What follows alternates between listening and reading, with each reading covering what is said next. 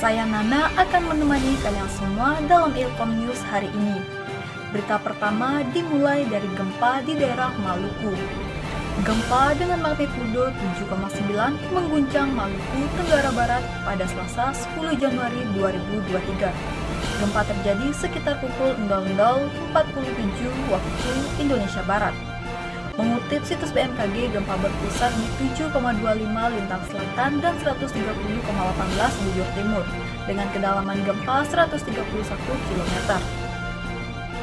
BMKG sebelumnya mengeluarkan peringatan dini tsunami usai gempa magnitudo 7,9 yang mengguncang wilayah Maluku, Tenggara Barat.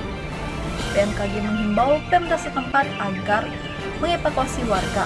Hal tersebut disampaikan BMKG lewat situs resminya pada Selasa 10 Januari 2023 dini hari. Sementara untuk wilayah dengan status waspada, artinya pemerintah, provinsi atau kabupaten diharapkan memperhatikan dan segera mengarahkan masyarakat untuk menjauhi pantai dan tepian sungai. Setelah gempa 7,9 yang mengguncang Maluku pada Selasa lalu, masyarakat Kabupaten Tanimbar dihebohkan dengan munculnya pulau baru di dekat pantai Desa Teinaman. Tapi para ahli mengklarifikasi kalau fenomena itu wajar terjadi usai terjadi gempa yang kuat.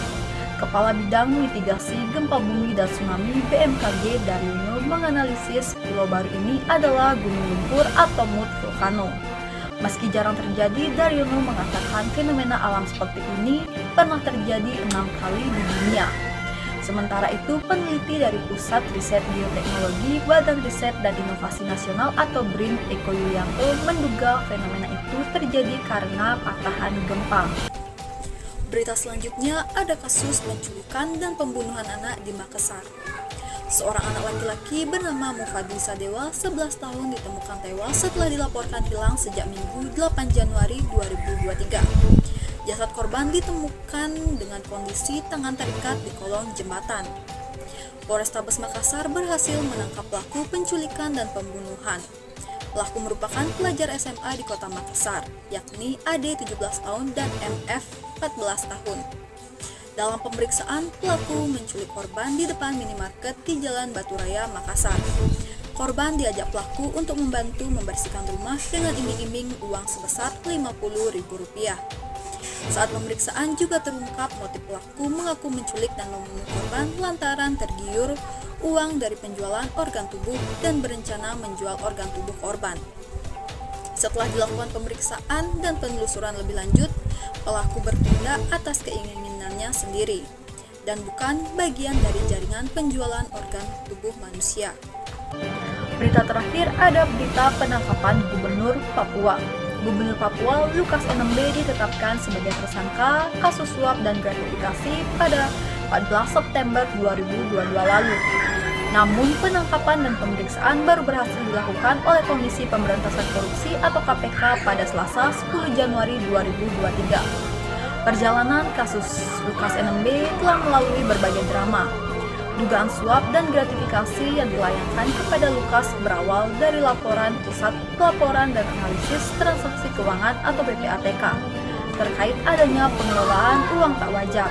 Transaksi yang dilakukan Lukas mencapai ratusan miliar rupiah, antara lain setoran tunai ke kasino Singapura hingga pembelian jam tangan mewah.